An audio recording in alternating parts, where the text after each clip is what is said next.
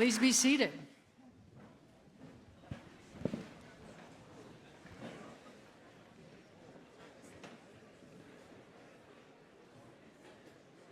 Welcome, class of 2026.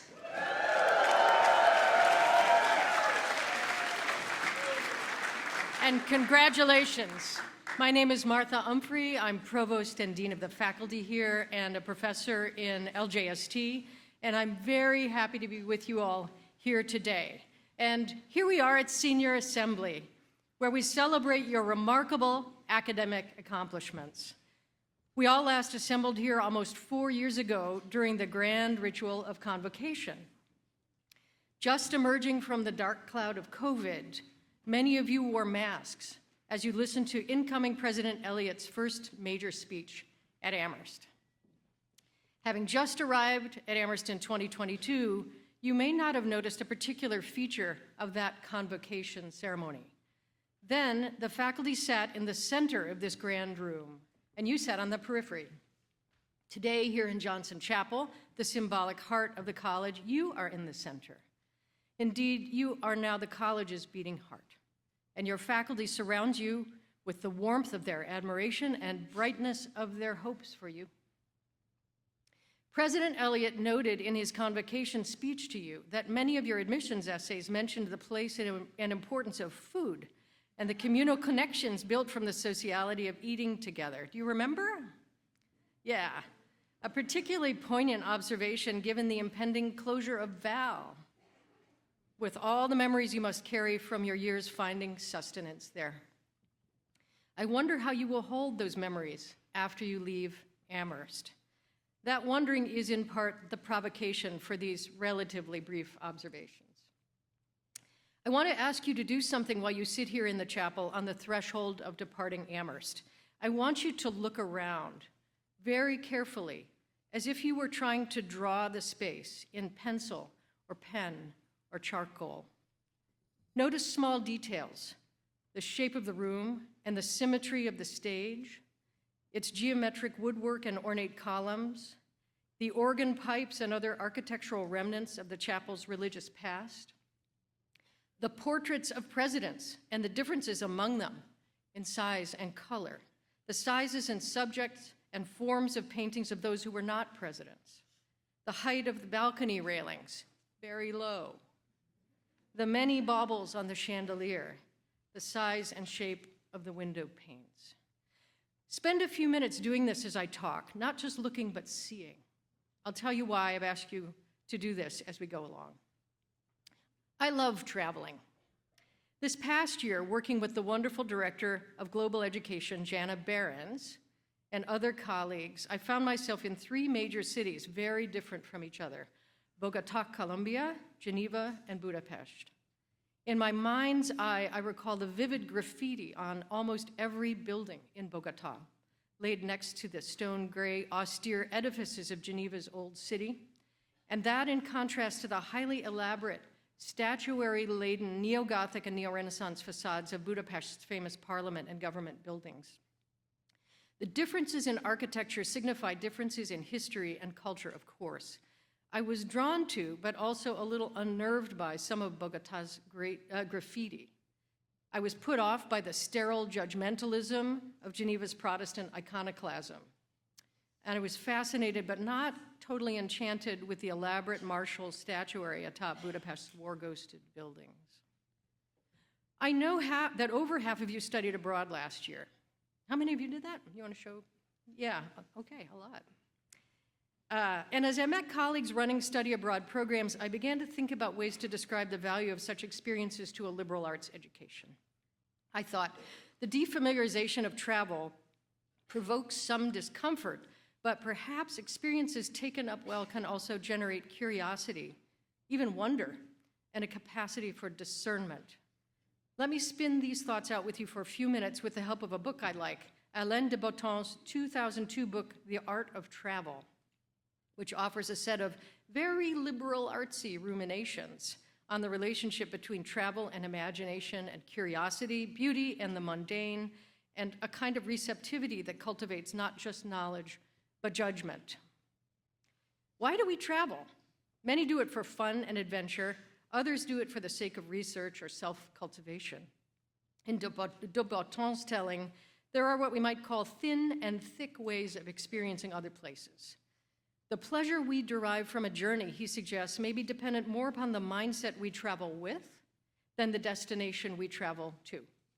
What is this mindset, this quality of mind?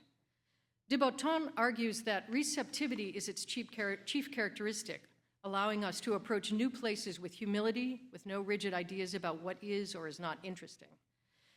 We can even begin to notice what we have already seen, reversing the process of habituation as objects release latent layers of value, the details of the architecture, our imaginative connections with those around us, the collections of ideas infusing the place being examined. To illustrate, not long ago I found myself in Madrid's Thyssen Museum, standing before Picasso's famous painting Guernica. It's a huge, visually arresting, wrenching canvas depicting the horrific effects of Germany and Spain's bombing of the Spanish town one spring day in 1937 during the bloody Spanish Civil War. I was in a small crowd, but was able to stand close to the painting, looking at its brushwork and palette, thinking about its composition and symbolic dimensions, the horse, the bull, the baby, when suddenly 3 or 4 young people shouldered in front of me, turned around, took an iPhone photo of themselves in front of the painting, posing in that influencer kind of way that beautiful young people have, and then they left. What was the point of that? I thought. I was indignant on behalf of the painting. What is the meaning of traveling to a faraway place, dashing about and documenting yourself dashing about and posting about your dashing about, rather than actually being in front of the famous painting and really looking at it, taking it in and trying to understand it? That reaction made me feel like a really cranky old person. Of course, we all take photos of ourselves all the time, myself included. But I think partly my indignation stemmed from a sense of waste, that the world in all its details is so rich and compelling, and that these particularly flamboyant and supercilious people with the iPhone didn't really see it, or didn't even really want to see it. Perhaps they only wanted to see themselves in it, maybe to increase their cultural capital. Oh, here I am in front of Guernica. In what would have been, I do this too, by the way, but not with paintings. In what would have been a more generous response to the young influencers than mine, de Botton writes, "A danger of travel is that we may see things at the wrong time, before we have had an opportunity to build up the necessary receptivity so that new information is as useless and fugitive as necklace beads without a connecting chain." A fair point, the influencers were young. And yet, youth alone doesn't predict a shallow relation to the world, right? What in particular attracted me and others around me gazing at the painting? I didn't head to the Thyssen because TripAdvisor told me it was a must-see. I went there because I was interested in certain questions about Picasso as a painter, his technique, and his politics, about the Spanish Civil War, its human devastation and devolution into decades of fascism, about the enduring, galvanizing cultural and political place the painting has in rendering suffering visible. Questions some of you may have considered in your own way in your time here. De Botton notes that to John Ruskin, who was a hugely influential 19th century English writer and critic, cameras make the effort of acquiring knowledge seem superfluous. We capture an image so easily with technology. But for Ruskin, true possession of a scene is a matter of making conscious effort to notice elements and understand their construction. As such, Ruskin thought everyone, even those without talent, should learn to draw. Drawing, and relatedly what he called word painting, could teach us to see, he thought, to notice rather than merely to look. As de Botton says, technology may make it easier to reach beauty, but it does not simplify the process of possessing or appreciating it. My corollary conclusion, digital photography may make us pay less attention, not more, to the world. Drawing and word painting really slow us down, focus on details, help us develop what de Botton calls a conscious understanding of the reasons behind our attraction to certain landscapes and buildings. Through drawing, he says, we may find explanations for our tastes and begin to develop an aesthetic or a capacity to assert judgments about beauty and ugliness. And on this basis, of conscious awareness, more solid memories can be founded. In looking closely, we begin to consciously understand what we love. We develop discernment, the capacity to assert judgments. Remarkably, you don't even need to leave home to experience the pleasures of a traveler's mindset. You might, for example, be sitting in Johnson Chapel. You might have been here before, not just for convocation. Think how far you traveled from home to arrive in this room first then, but also for talks, performances, tours. You might have sort of grown used to the place. I know I have. But look again, now with the framing questions derived from your Amherst experience in mind. What do you think of its classical architecture? What do you think was intended by it when the building was constructed? Imbued with the college's aesthetic history, is it inspiring to you or pretentious? How about all these presidents staring at you? Do they envelop you, or make you laugh, or irritate you? What about the women in these portraits? Why are they depicted so differently from the men? You can see the differences, yeah? What does it mean for you to be here in this building now? And if you can make the imaginative connection to those who came before you in the same place but at a different time, or to those who will come after. Curiosity and discernment, those two qualities of mind lie at the heart of a liberal arts education. Acquiring the capacity to exercise them measures the difference between thin and thick ways of living in the world. And what kind of world do we inhabit? I think one that pushes us toward thinness, a fast-paced world, a world that privileges efficiency, productivity, spectacle, an iPhone world, an AI world. Of course, we all have to live in it. But if there is a gift that your Amherst education may have bestowed on you, it is that you could recognize the possibility, the intellectual, emotional, aesthetic, political possibility of other worlds too.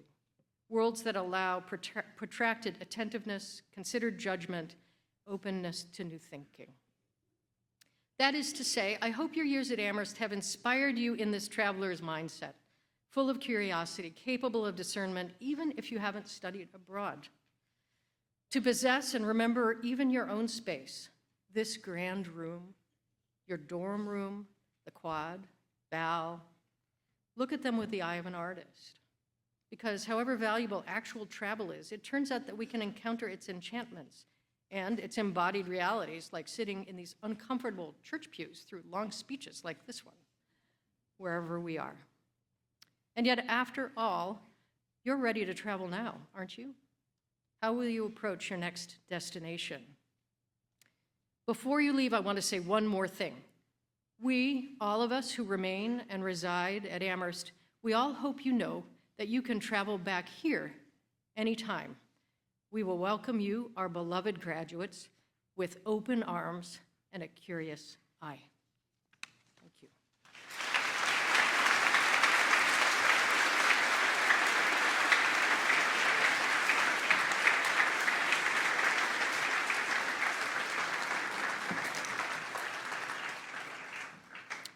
And now the awards begin.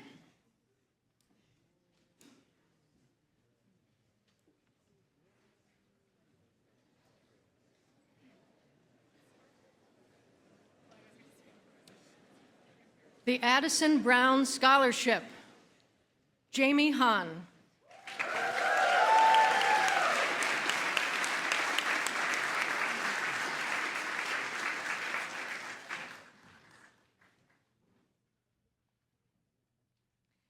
The Charles Hamilton Houston Fellowship, Awa Diop.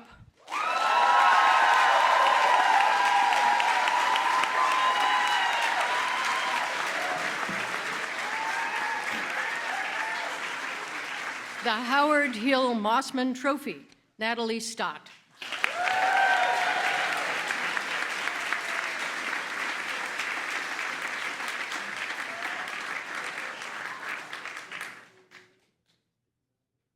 Woo!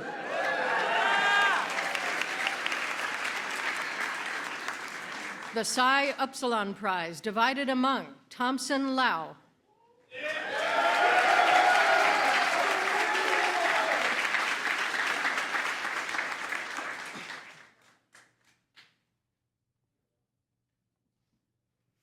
Jolene Fong.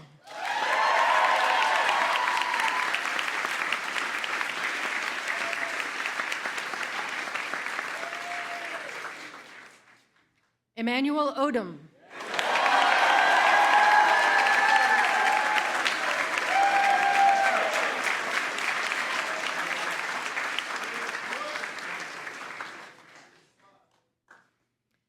Natalie Stott.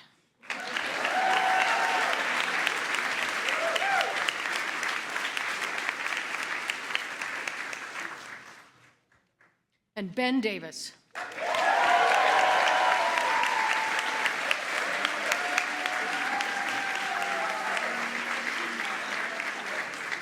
Thomas H. Wyman, 1951 medal, Jolene Fong.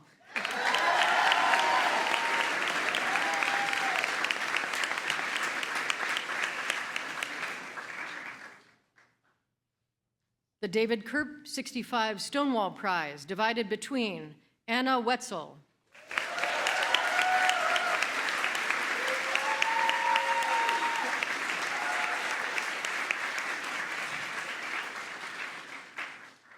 and Ellie Snow.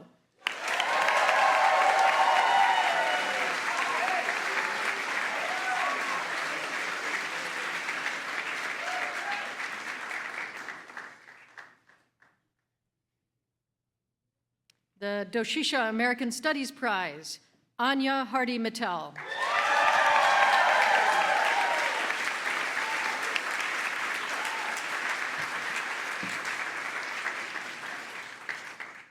The George Rogers Taylor Prize, divided between Sabrina Adorno,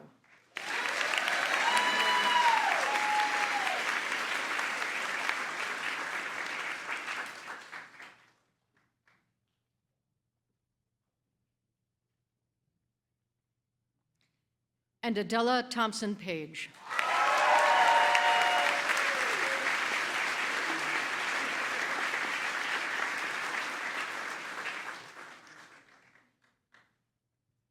The Donald S. Pitkin Prize, divided between Ira Becker,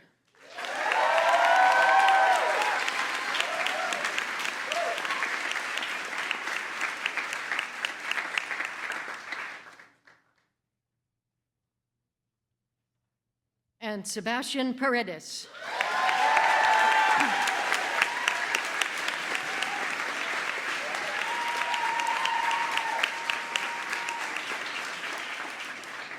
The Architectural Studies Prize, Ryan Hazra.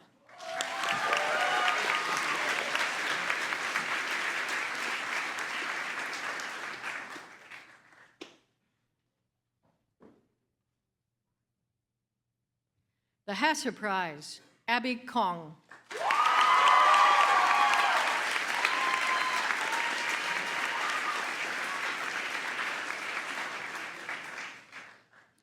The Anna Baker Heap Prize, Quincy Smith.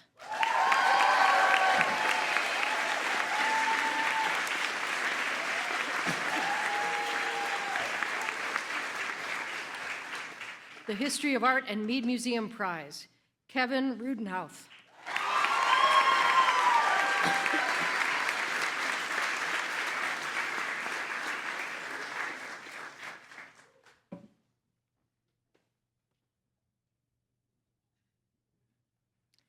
The Franklin S. Odo Prize, Charlotte Myers-Elkins.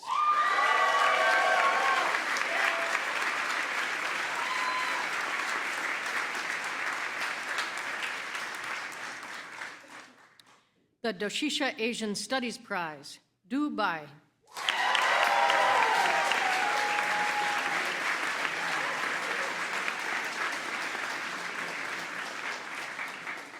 The Manstein Family Award, Ben Davis.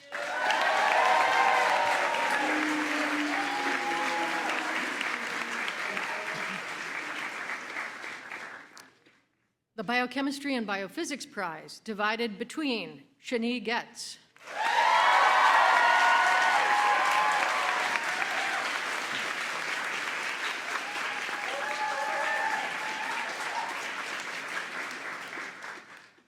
And Connor Farquhar.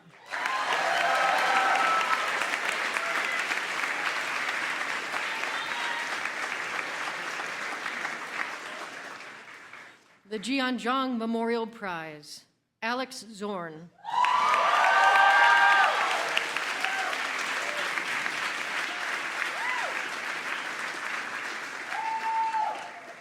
The Oscar E. Chate Award, Thomas O'Connor.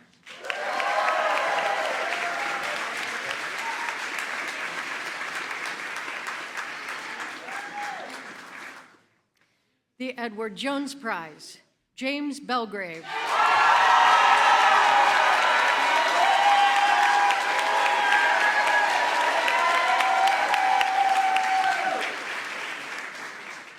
The Howard Waters Doughty Prize, divided among Nina Agard,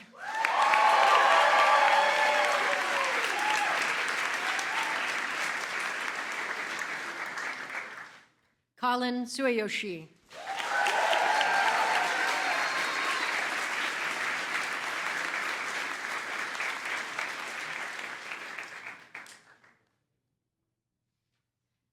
and Yuri Sulima.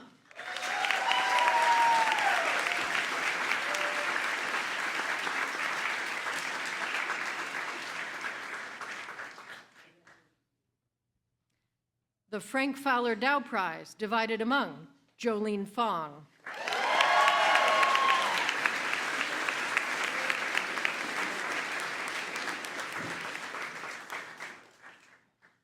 Anthony Kelly.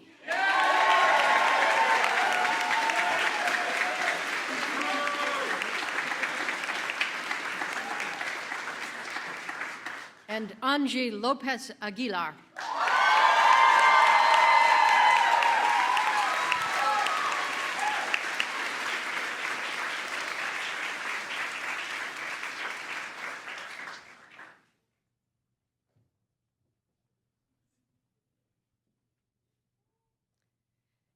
The Everett H. Pride Research Award, divided between Sylvia Little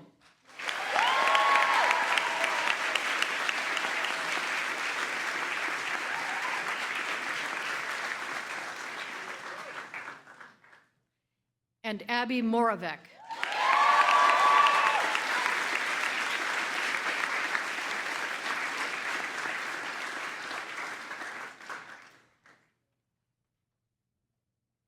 The Computer Science Prize, divided between Shinsaku Kataoka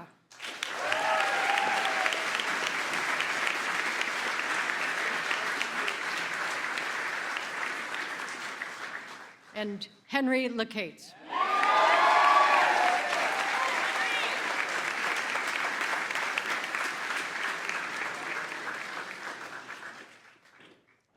The Bernstein Prize, Naftaliim Tesfaye.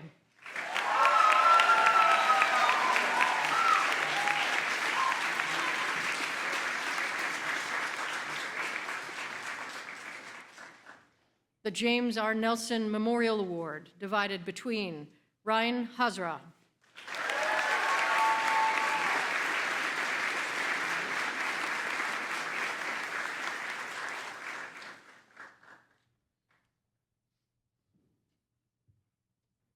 and Winton Gereltz.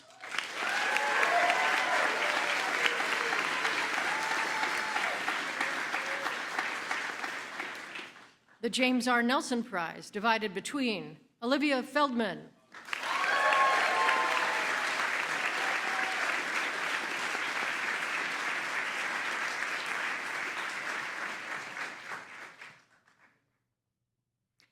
and Allison Lounsbury.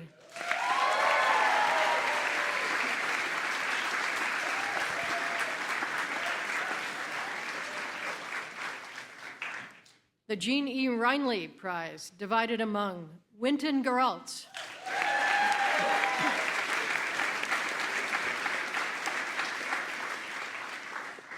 Lily Thomas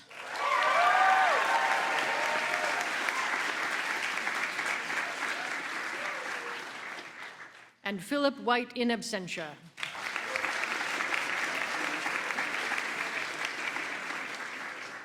The Educational Studies Prize for Leadership, divided between Erica Ayala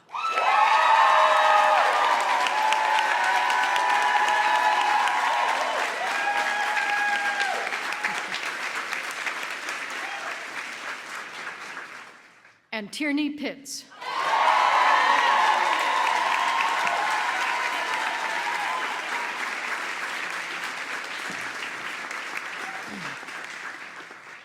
The Educational Studies Prize for Writing, Erica Ayala.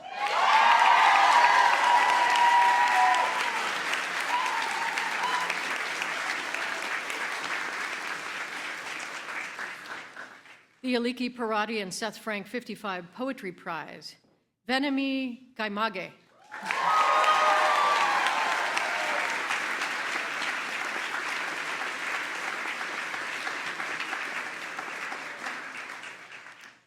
The Elizabeth Bruss Prize, Emily Wyckoff.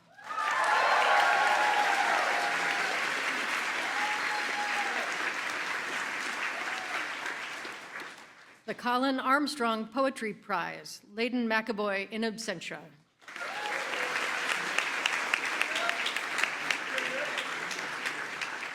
The Corbin Prize, Layden McAvoy in absentia.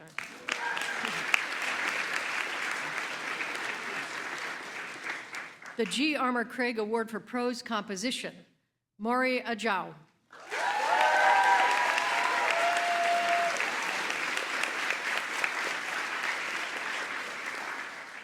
The Peter Burnett Howe Prize, divided between Emily Wyckoff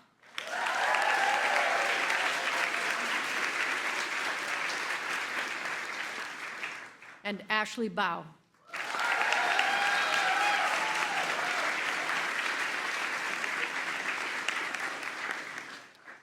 The Rolfe Humphreys Poetry Prize, Madison Suh.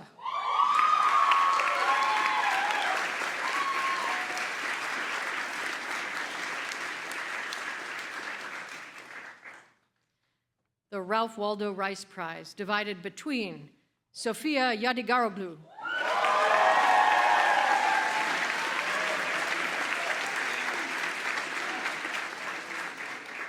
and Deja Armstrong.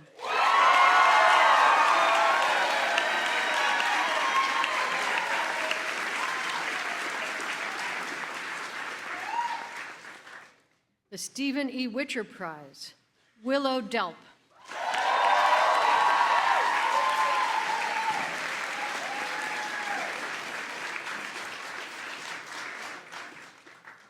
The Jan E. Dizard Prize in Environmental Studies, Nora Lowe.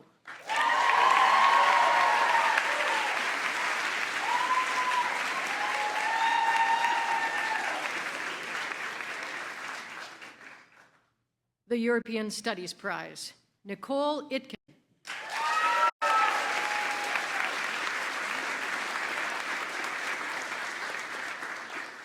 The Film and Media Studies Prize, divided between Alexandra Brown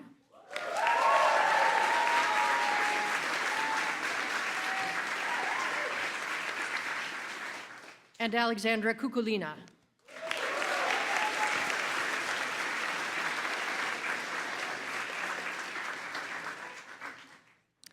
The Frederick King Turgeon Prize, divided among Henry Bontempo,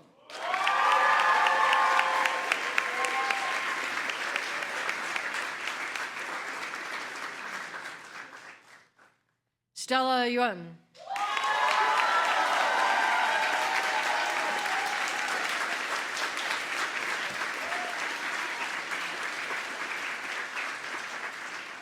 and Sebastian Paredes.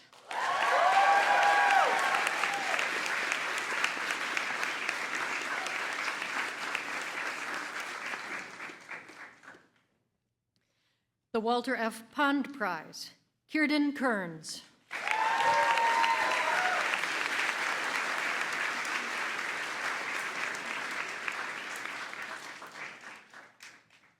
The David F. Quinn Memorial Award, Mia Sanchez.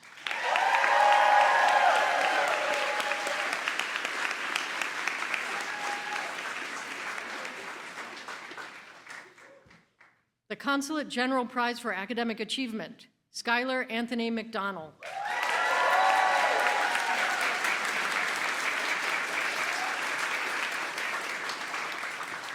The Consulate General Prize for German Studies, divided between Celia McDermott Hinman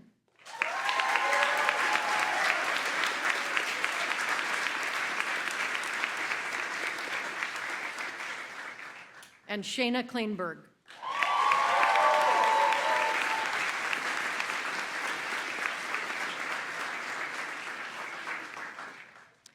The Hutchins Prize, Elias Fuchsel.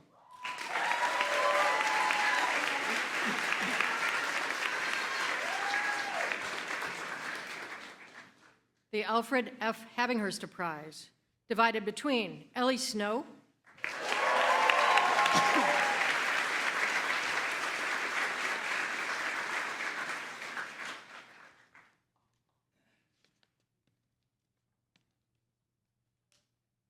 and Celia McDermott Hinman.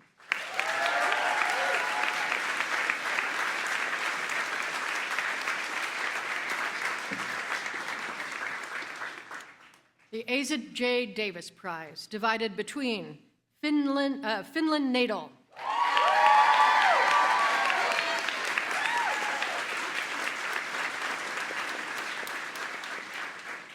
and James Belgrave.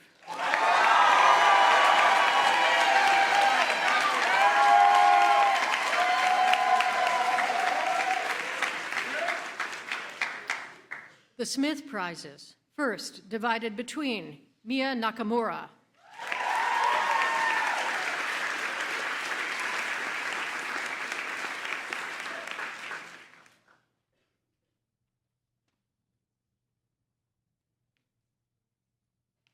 and Madison Suh.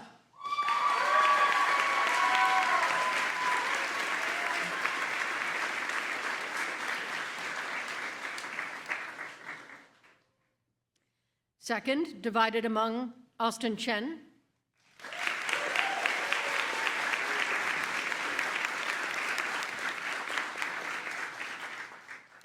Chiara Falcasantos,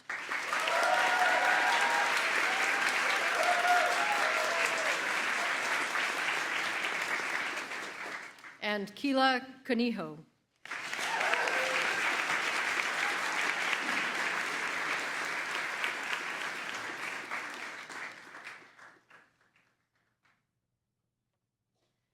The Samuel Bowles Prize, divided among Catherine Becker,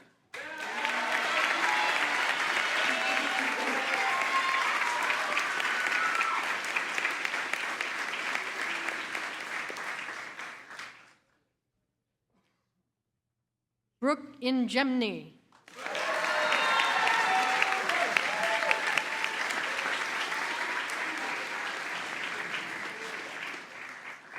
and Nife Joshua.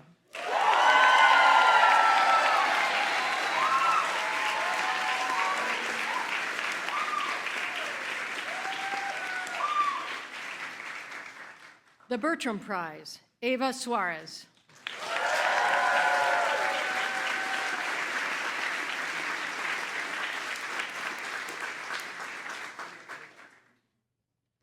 The Robert C. Vogel 60 Senior Thesis Prize, divided between Jorge Rodriguez, Jr.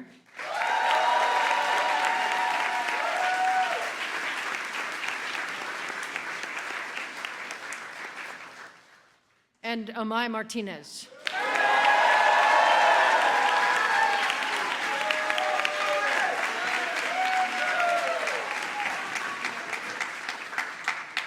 The Nasser Hussein Prize, divided between Claire Holding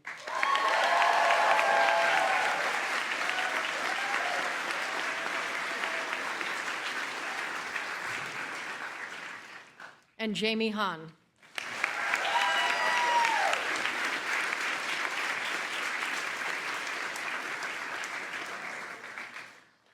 The Frederick S. Lane 36 Fellowship for Creative Arts, divided among Maury Ajao,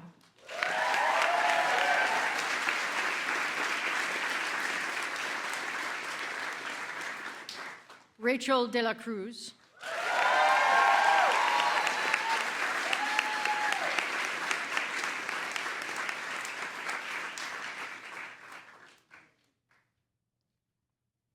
John Joire,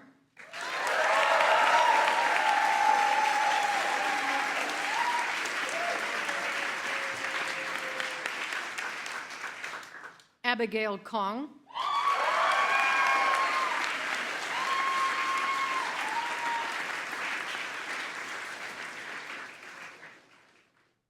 and Quincy Smith.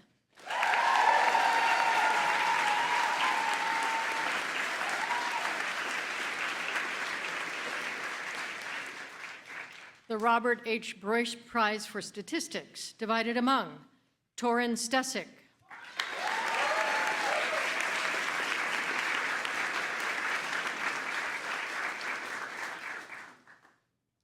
Seth Yu,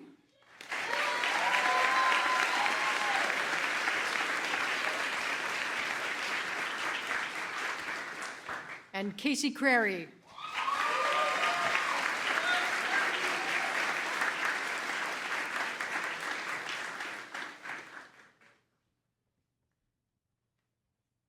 The Five Colleges Statistics Prize, divided among Rania Adwim,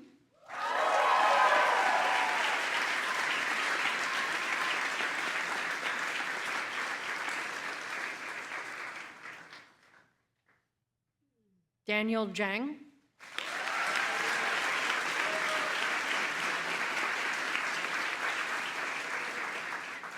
and Donna Zhang.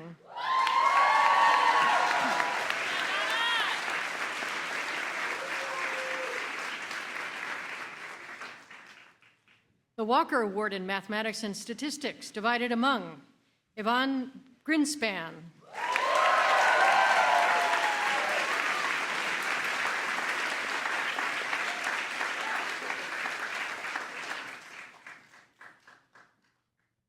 Katerina Havereshchuk,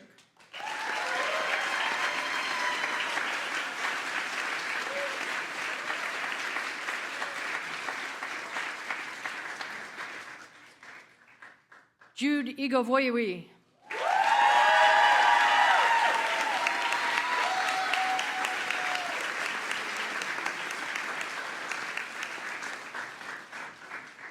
Ava Kennan,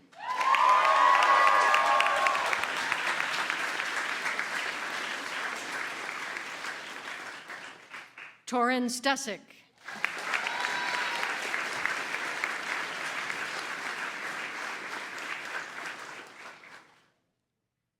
Alex Van Lidth,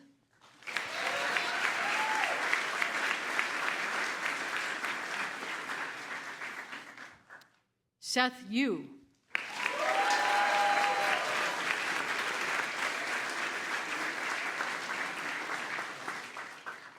Rania Adouim,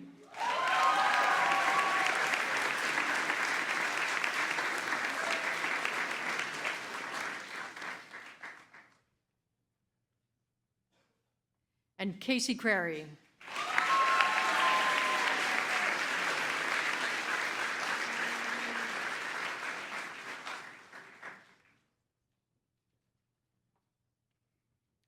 The Wise Award for Studio Art, Rachel De La Cruz.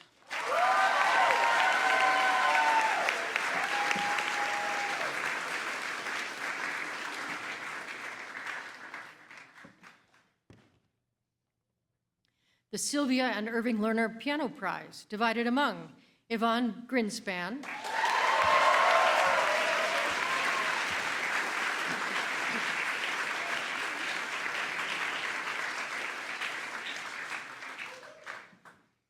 Camila Bonilla,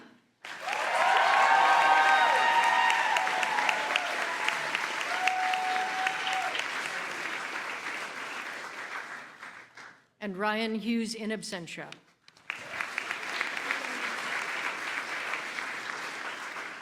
The Michigan Prize, divided among Rebecca Hong,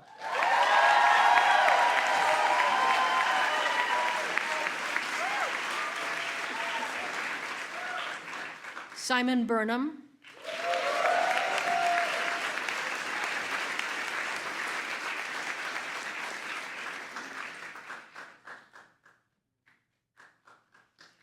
and Charlie O'Dulio.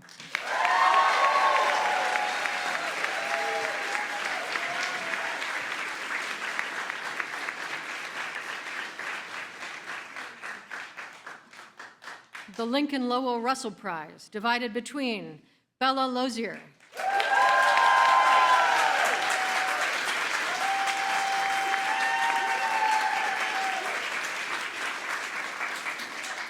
and Daphne Tyler.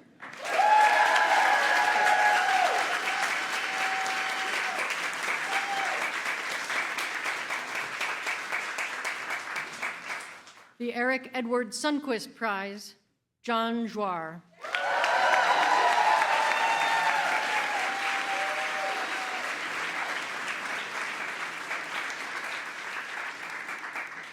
The James Olds Memorial Neuroscience Award, Ben Davis.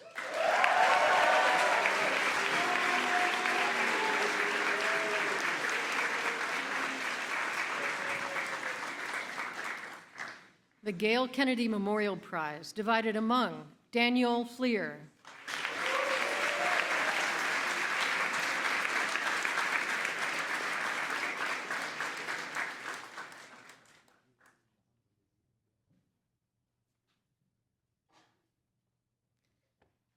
Brooke Njemi.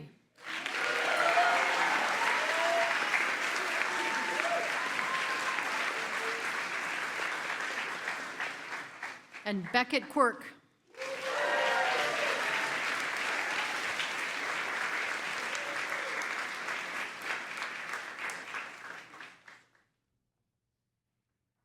The William Warren Stifler Prize, divided among Andrew Leiker.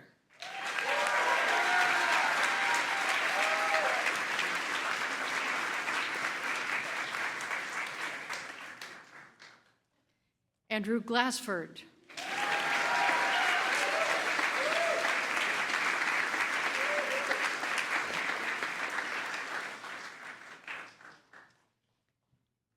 And Katerina Havereshchuk.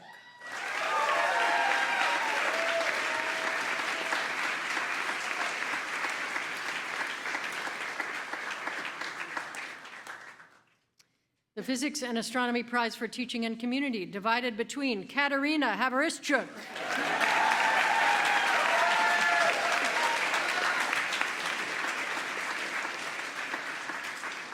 and Isla Steinman.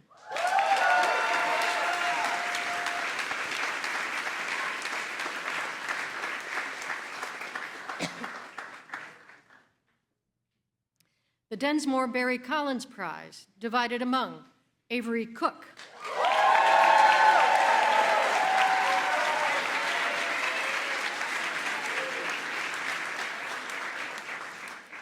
Hedley Lawrence Apfelbaum.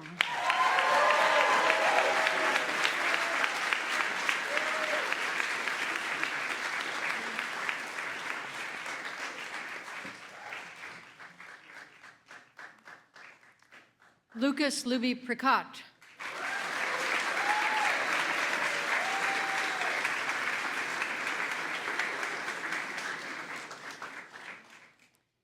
Amai Martinez.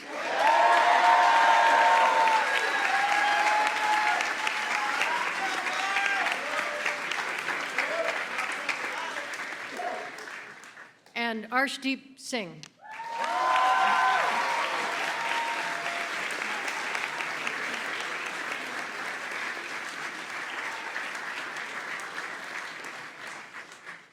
The Haskell R. Copland Memorial Award, divided between Emma Bird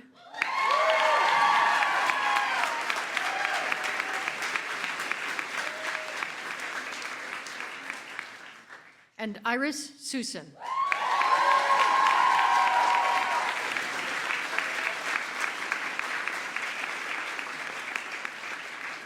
The Bancroft Prizes, divided among Jamie Hahn.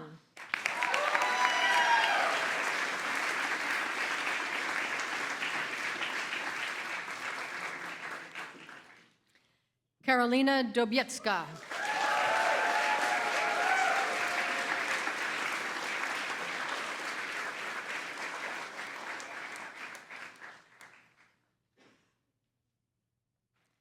And Humphrey Chen.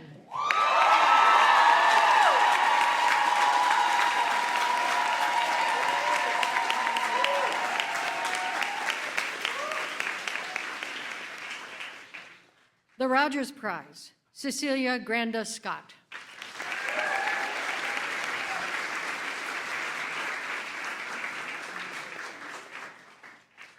The Mosley Prizes, first place divided between Noor Rahman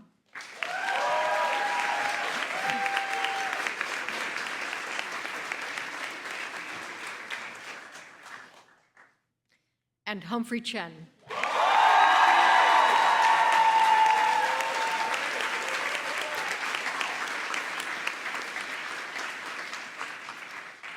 Second place, divided between Jada Grant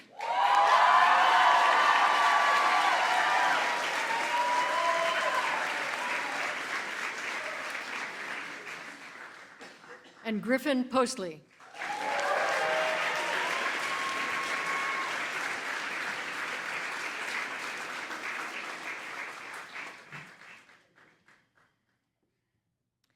The Mikhail Schweitzer Memorial Book Award, Florence Doyle.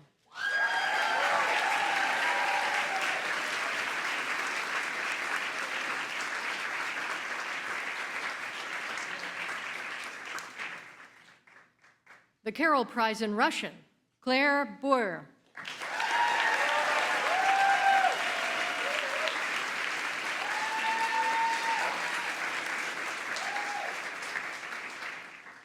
The Rose Ulver Prize, divided between Ella Johnson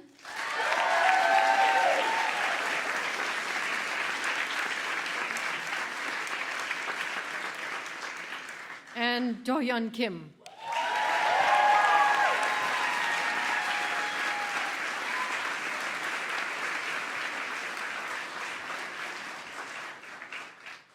The Pedro Gracias Prize for Excellence in Spanish, divided between Florence Doyle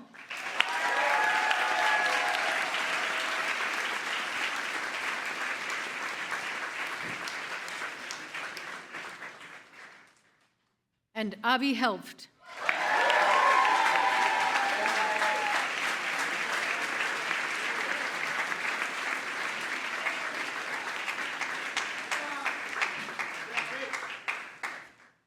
And finally, the Raymond Keith Bryant Prize, Joy Johnson.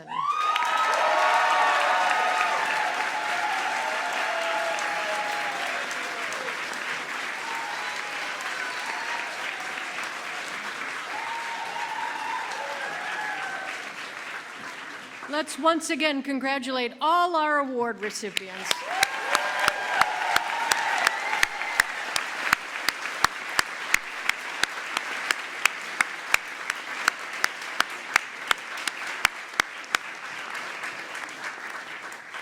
It is now my pleasure to introduce the Amherst College Glee Club to perform "Oh Amherst," composed by James Shelley Hamilton, class of 1906, with revised lyrics by the classes of 1961, 2019, 2020, and 2022, and led by Alexandra Conklin.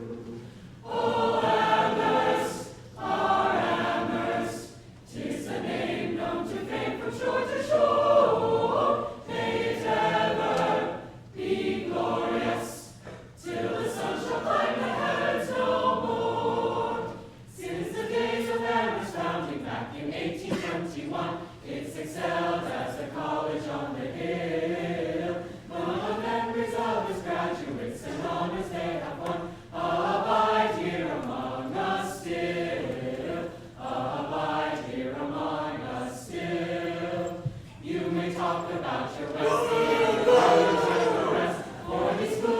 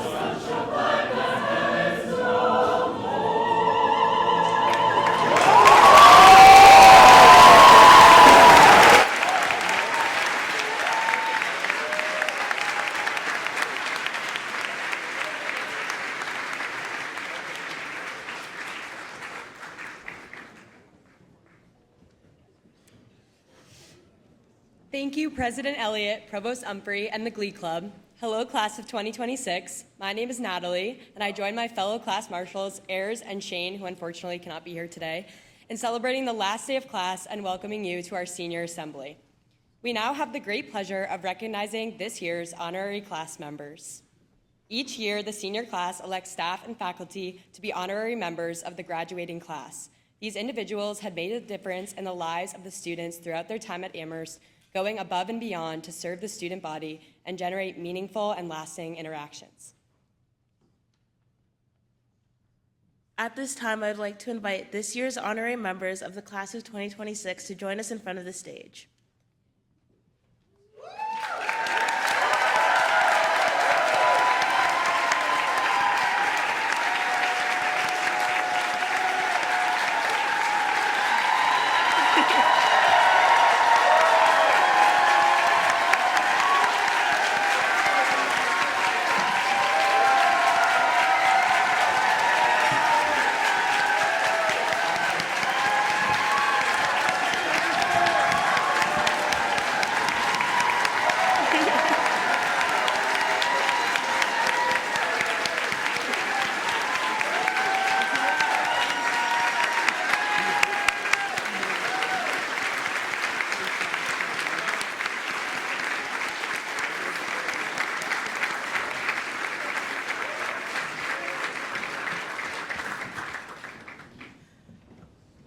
As I call their name, each member will be presented with a 2026 Conway Class Claim and certificate.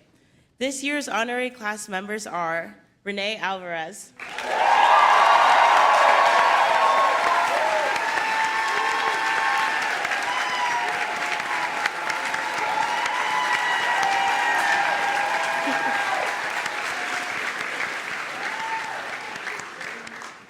Kat Hanela,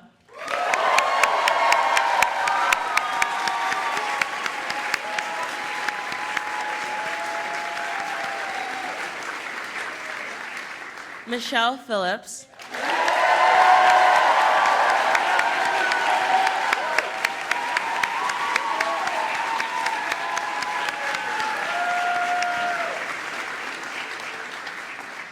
Kath Jakanowski,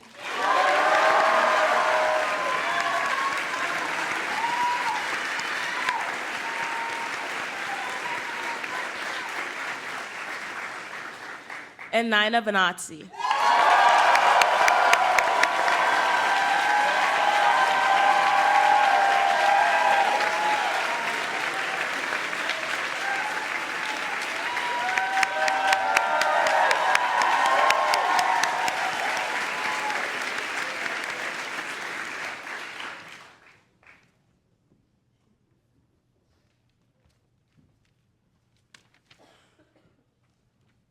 Another time-honored tradition at Amherst College is the selection of student speakers from the senior class. Today, as a part of Senior Assembly, we'll hear from 2 members of the class of 2026, and on Saturday, May 23rd, we'll hear from this year's commencement student speaker, Matthew Fisher.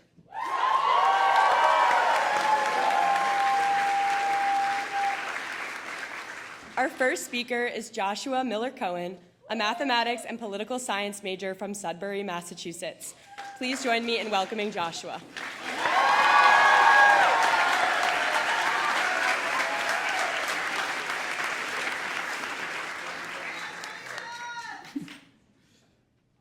Never in a million years did I expect to see my feet poking out from underneath Aiden Gem in the New York Post. But that's what I saw when I checked my phone for the first time in the middle of a grueling day of job interviews. I read a headline. "This has gone way too far. Videos show bizarre sexual ceremony that elite Amherst College pushes all first-year students to attend." Oh boy. My first thought was anger for how this gross misrepresentation would affect my friends whose faces were front and center. My second, more selfish thought as I returned to the interviews was, thank God I didn't put voices on my resume. I regret that second reaction. Voices of the class could totally be on a resume, and I would be proud to explain how the workforce values skills like teamwork, public speaking, and not taking yourself so seriously.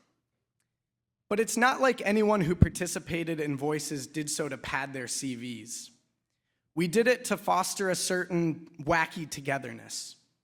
And while the Loeb Center does a great job helping us market our college experiences, let's remember that community itself can be the end goal.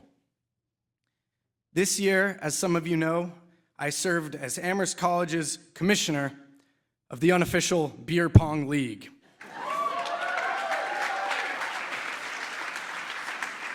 Although, according to my dad, that is false advertising, because the week he visited, nobody drank a single beer. That's not what he sounds like.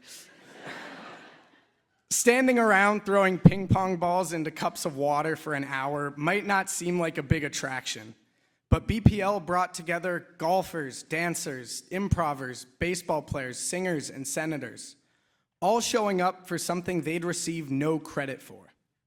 Some might argue it's an important lesson in physics and statistics. The real value is that it's community for community's sake. So often at Amherst, we felt the pressure to have our activities serve some external end, whether searching for a summer internship that might give a return offer, or sticking with a club because you know the leadership position would look good to employers. Yes, it's important to aspire to future success, whether it's graduate school or entrepreneurship or artistic endeavors, or writing for a publication as prestigious and unbiased as the New York Post. And sure, if the resume motivates you to take a risk and try something new, more power to you. But make sure to remember the communities that you can't market. The group you debriefed campus drama with, those hooligans you laughed with obnoxiously in Val, that friend whose eyes you met whenever that guy in your swags class couldn't resist just piggybacking off that comment. While it can be overwhelming to balance classes and clubs and sports and socializing, take a moment to appreciate how busy with community we've been. When we leave Amherst, we will no longer be bombarded with events, and these communities will be less immediately available. So seek them out. Even if it doesn't build your network, go to trivia nights, join a rec league sports team. And if you can't find it, create that little Amherst. Have some friends over and pretend it's a Marsh coffee house, or a mixer in the Triangle, or a Johnson Chapel bizarre sexual ceremony. Class of 2026, it's been a gift to be in community with you all. As we move forward, we are not just going out into the world, we are taking the world in.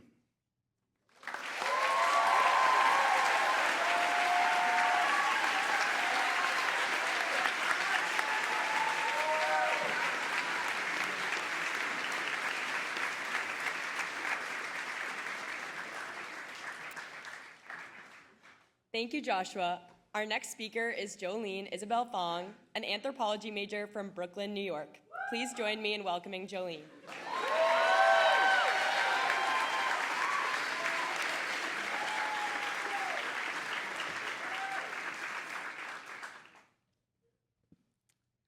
What are your plans for next year, for the next 10 years? What are you going to do with the rest of your life? Many of you have answers to all of those questions, and if you do, that's great. But if you're like me, you're not even close. That's why today, instead of looking at the big picture, I want you all to try and do the opposite. To zoom in and focus on the difference that you can make in small ways here and now. I'm lucky. For the last 15 years, I've been capturing those little moments, the highs and the lows, through journals. I have a couple here.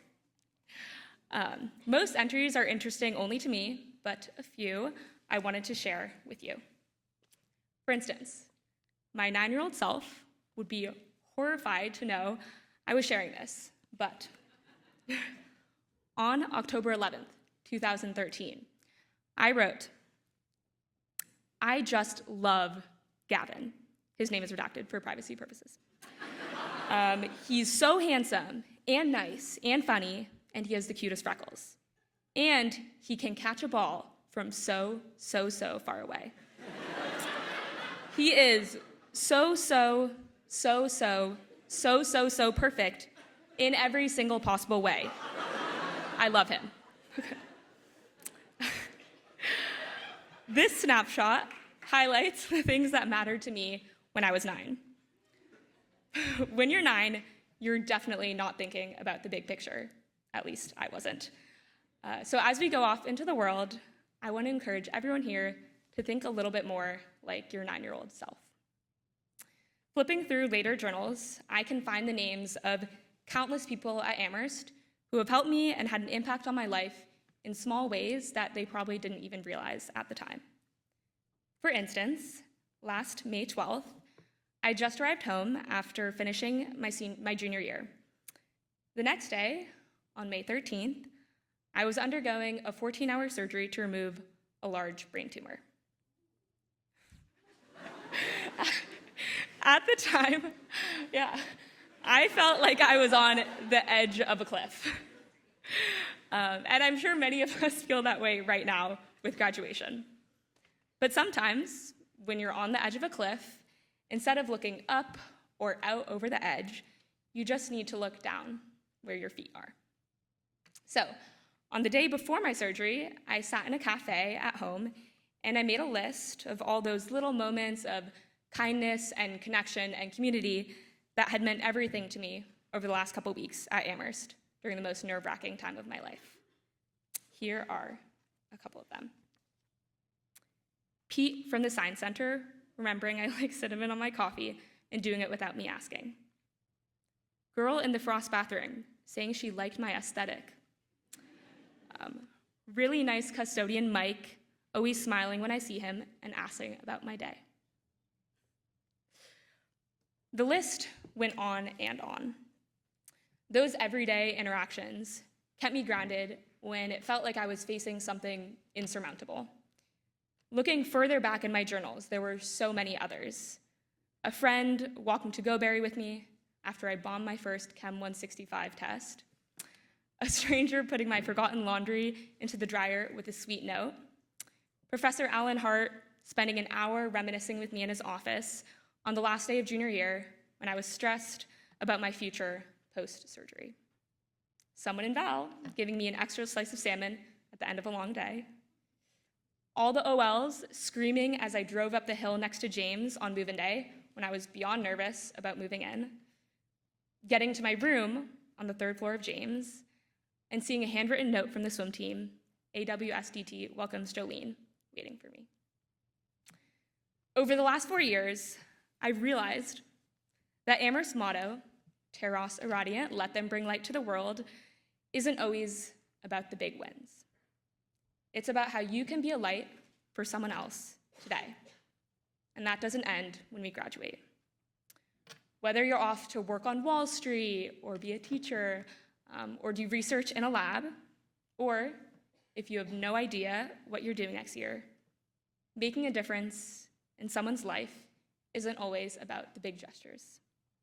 You can't change the world in a day, but when you're kind to someone, you can change their world. While I'm sure my 9-year-old self would be mortified to know that my diary entries would one day be shared with hundreds of my college classmates and professors, I also think she would be pretty proud of how far I've come. Class of 2026, as we all go off into the world, I want everyone not just to dream big, but also to think small. Making your 9-year-old self proud isn't about your resume. It's about how you can make someone smile and be a light in their day today, tomorrow, and every single day. Because once you start focusing on the little things, you never know, you might end up as an entry in someone else's journal.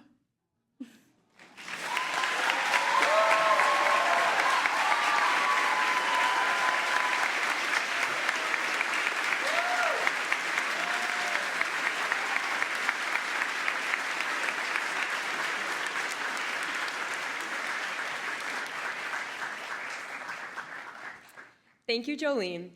It is now my great pleasure to introduce our faculty speaker, Professor Alon Stavins, the Lewis Sebring Professor of Humanities, Latin American, and Latino Culture. Please join me in welcoming Professor Stavins.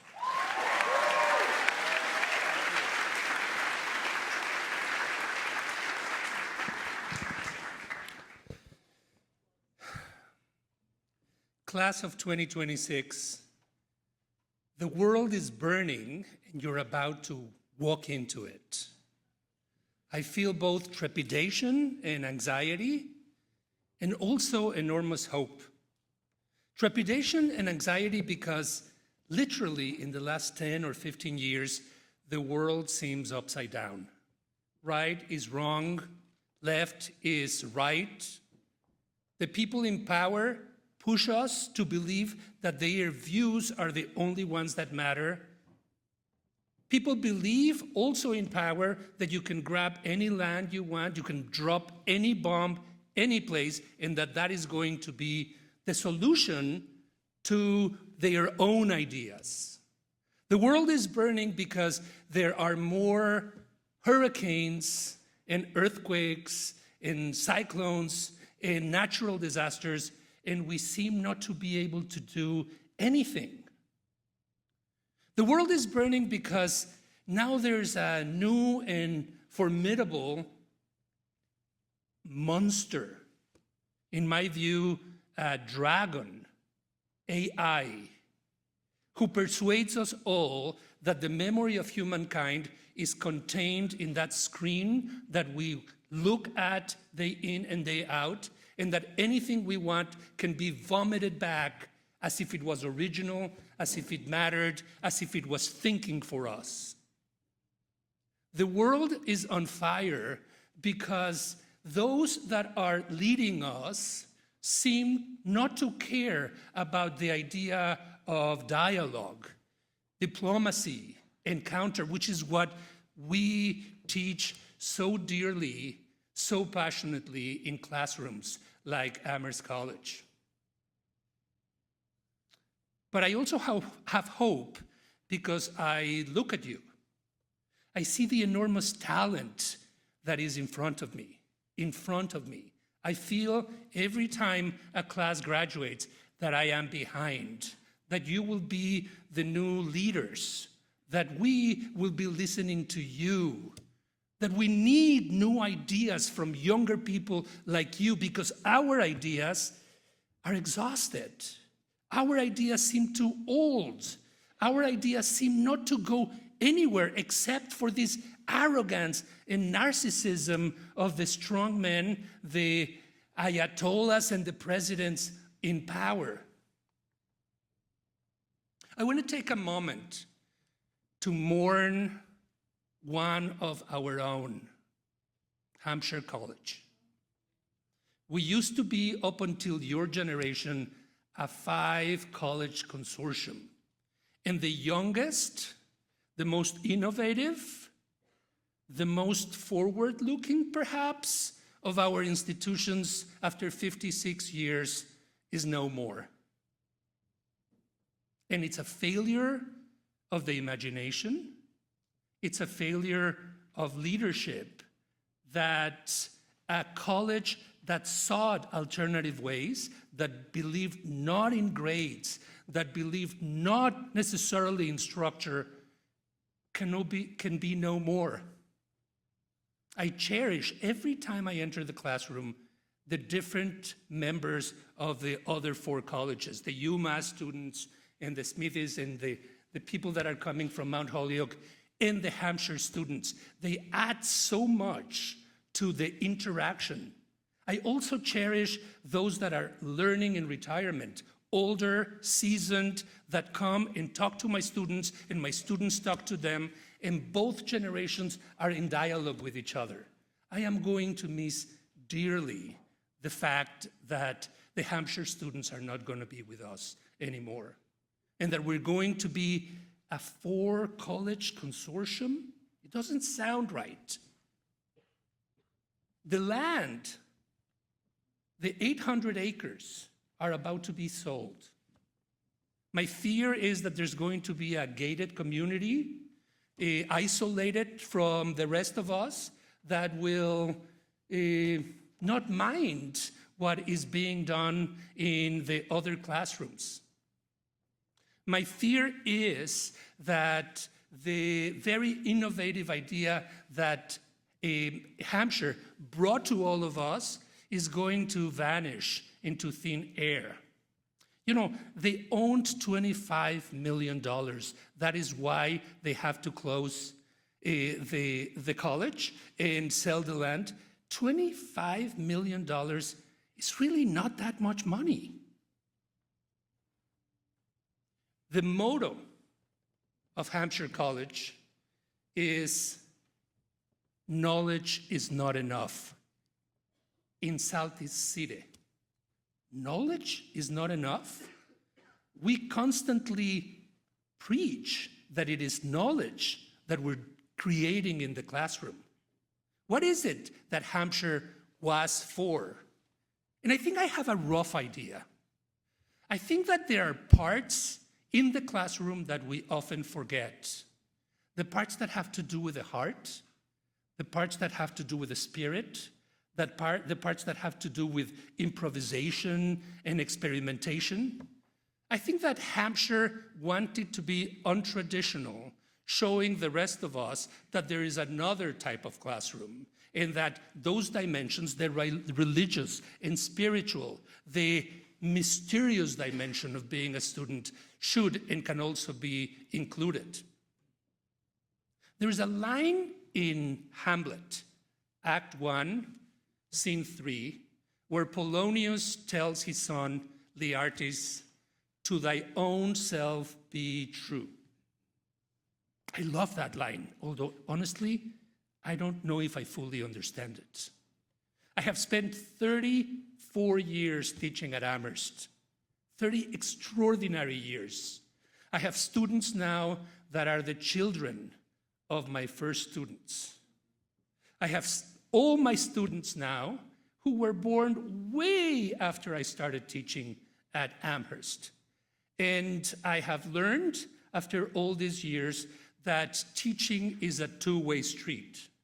You don't just teach in that direction, you learn every time you enter that classroom, because you see extraordinary minds shaping their ideas, choosing the right words, and trying to be truthful and convincing and passionate about themselves.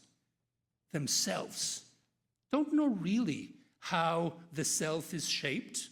What is the self? Is it right here in the heart? Is it in the mind? Is it in the spirit? It's somewhere. I wouldn't even really know how to define it. However, it is the self that ultimately takes the lead role in the classroom.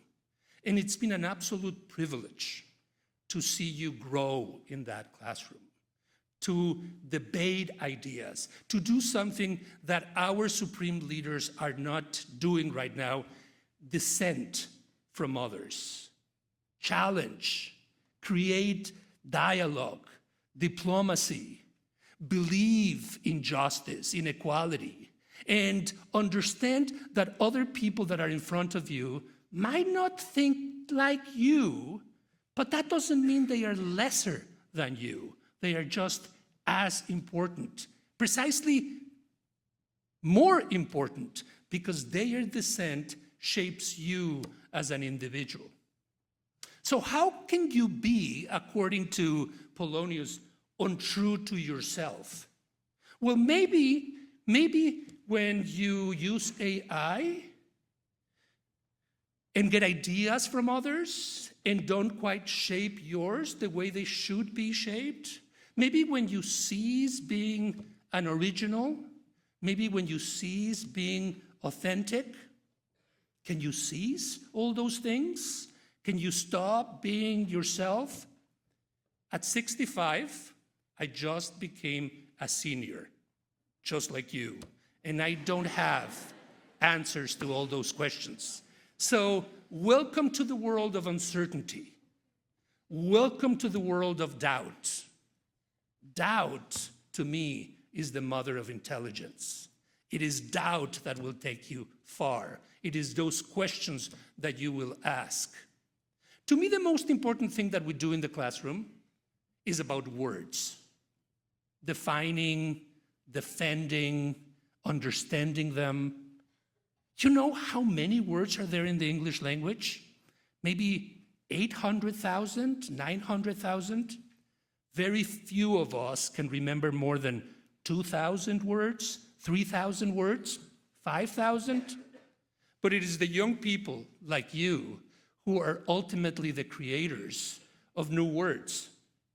And a true language is that pushes the old words aside, fossilizes them in dictionaries, and includes new words in order to shape the world anew.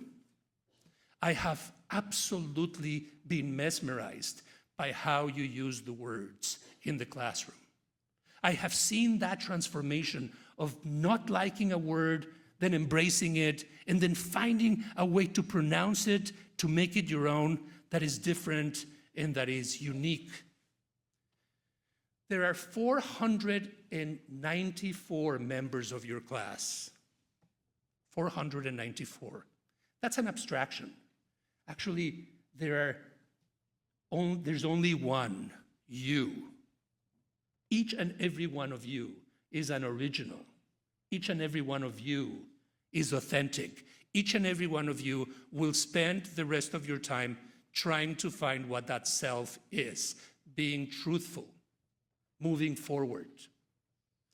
Just reading a tweet, it used to be called a tweet, by our supreme Ayatollah in the White House makes me shake by the type of language that he uses, by the capital letters, the disregard for punctuation and for syntax. The language, the English language to which I came from abroad as an immigrant is not that. The English language is what you have managed to discover in the classroom, outside, with others here. Dear class of 2026, the world is on fire. It needs a new language. You have been shaping that language. We are eager to hear what you do with your words. Feel this room. The words that you have used in the last 4 years are pullulating, are dancing all around. They are yours. Now it's our time to listen. Class of 2026, you can transform the world in which we live. You can narrate it. You can redefine it. We are behind you. We support you. Felicidades.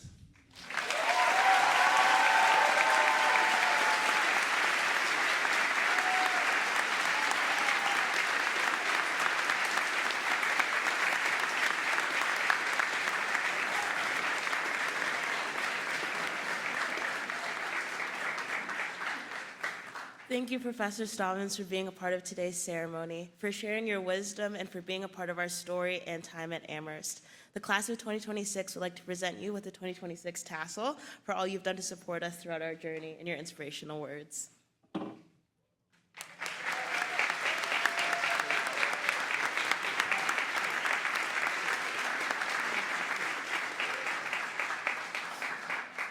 I would also like to thank Provost Humphrey, President Elliott, and our student speakers in the Glee Club for being a part of today's ceremony, and extend congratulations to all today's award winners and the honorary members of the class of 2026. Give another round of applause.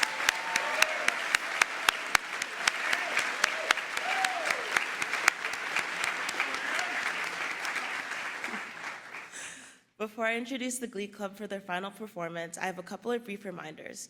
When Senior Assembly concludes, the class of 2026 and guests should remain in their seats so that faculty can recess first, followed by the student marshals, at which point students are welcome to leave from any exit. Immediately following Senior Assembly is Senior Celebration, a formal reception for graduates on Valentine Quad featuring dinner and live music. Students are reminded to bring appropriate identification for entry and to change out of their cap and gown before attending. Thank you all for being here today. Please join me in welcoming the Glee Club to perform the hymn to Amherst.